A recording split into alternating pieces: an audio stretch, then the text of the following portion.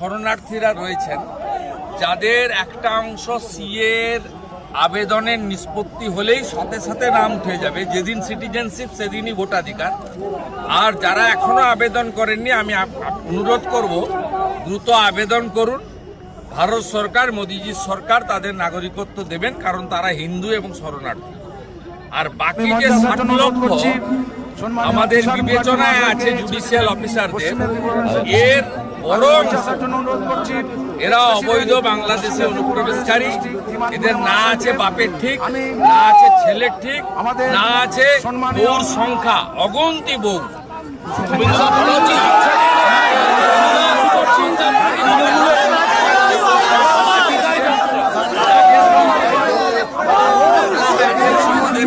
শরণার্থীরা রয়েছেন যাদের একটা অংশ সিএর আবেদনের নিষ্পত্তি হলেই সাথে সাথে নাম উঠে যাবে, যেদিন সিটিজেনশিপ সেদিনই ভোটাধিকার।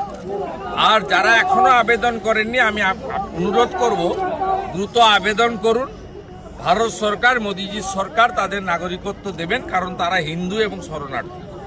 আর বাকি যে 60 লক্ষ আমাদের বিবেচনায় আছে জুডিশিয়াল অফিসারদের, এর বড় এরা অবৈধ বাংলাদেশে অনুপ্রবেশকারী। এদের না আছে বাপের ঠিক, না আছে ছেলের ঠিক, না আছে বউর সংখ্যা, অগন্তি বউ।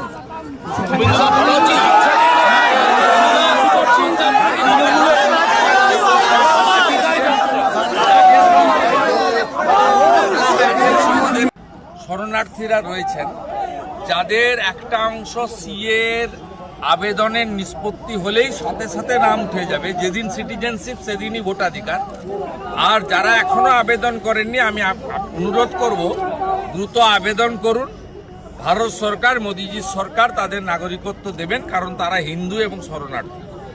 আর বাকি যে 60 লক্ষ আমাদের বিবেচনায় আছে জুডিশিয়াল অফিসারদের, এর বড় এরা অবৈধ বাংলাদেশে অনুপ্রবেশকারী।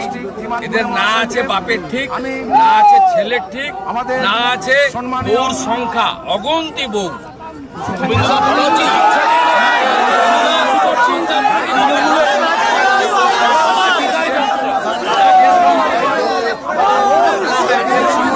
শরণার্থীরা রয়েছেন যাদের একটা অংশ সিএর আবেদনের নিষ্পত্তি হলেই সাথে সাথে নাম উঠে যাবে, যেদিন সিটিজেনশিপ সেদিনই ভোটাধিকার।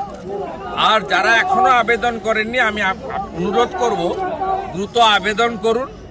ভারত সরকার, মোদিজির সরকার তাদের নাগরিকত্ব দেবেন, কারণ তারা হিন্দু এবং শরণার্থী।